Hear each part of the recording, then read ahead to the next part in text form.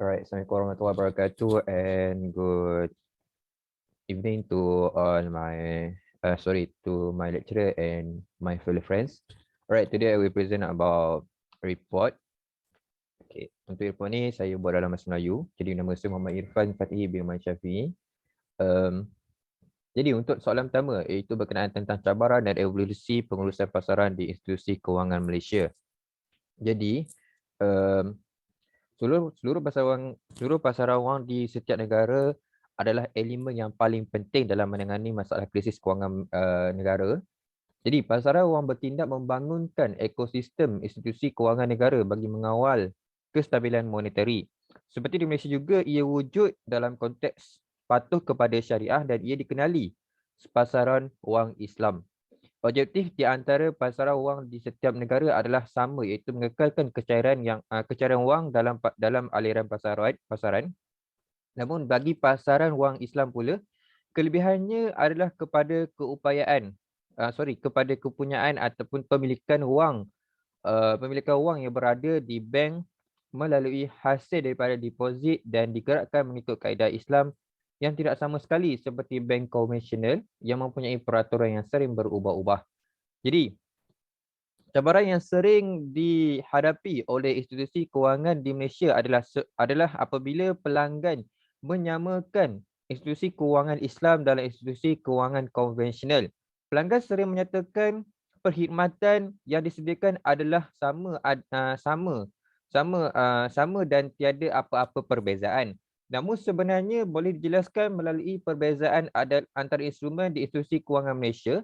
Institusi Islam memulakan pembukaan kontrak dengan memaklumkan serta menceritakan berkenaan yang ditawarkan kepada para pelanggan serta perjanjian yang wujud di dalam sesebuah kontrak.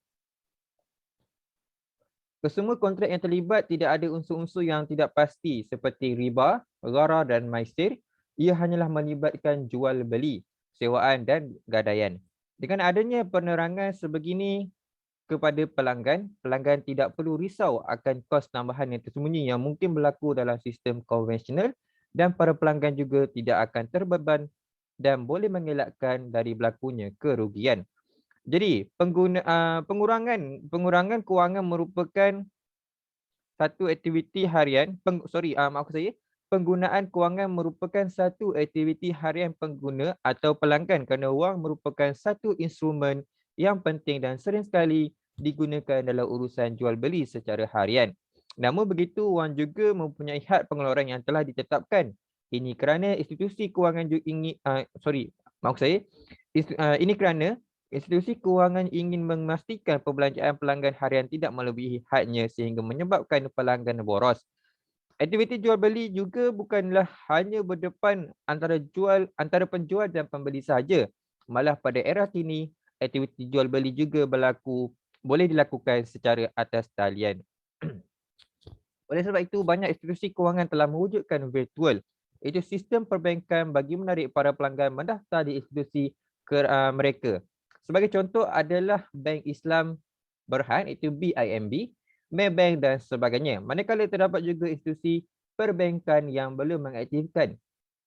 Yang sepertinya adalah Bank Simpanan Nasional, iaitu BSN. Berbincang kepada evolusi atau penambahbaikan yang telah diperkenalkan dan dijalankan, Touch and Go Plus boleh dijadikan sebagai contoh bagi pengguna yang tidak ingin melakukan pembiayaan secara fizikal.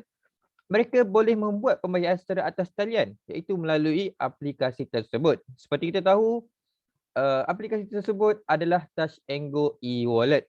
Pembiayaan yang diterima telah ditetapkan berdasarkan pemerhatian daripada segi syarak. Masyarakat Malaysia sekarang juga tidak terlepas peluang untuk mengetahui berkenaan Bitcoins yang seringkali diiklankan di sosial media. Sekiranya ramai yang menyertai Bitcoin tersebut, berkemungkinan mata wang tersebut bukanlah ringgit Malaysia. Jadi kesimpulannya untuk soalan pertama ni adalah pengurusan wang ini sentiasa berevolusi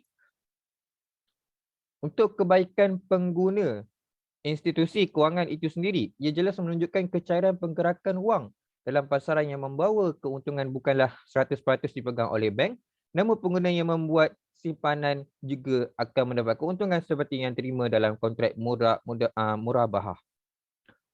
Jadi untuk soalan yang kedua pula adalah berkenaan tentang kadar dasar semalaman, iaitu Overnight Policy Rate OPR, yang sering kali kita dengar pada dalam minggu-minggu ini, dalam dua minggu atau 3 minggu lepas. Alright. Jadi seperti yang kita tahu, OPR adalah Overnight Policy ataupun ia adalah kadar dasar semalaman.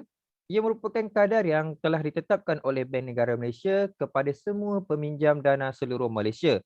Penetapan ini telah ditetapkan oleh Jawatankuasa Dasar Monetary MPC Bank Negara Malaysia. Sudah semestinya ia memberi kesan kepada para peminjam kerana berlakunya kenaikan.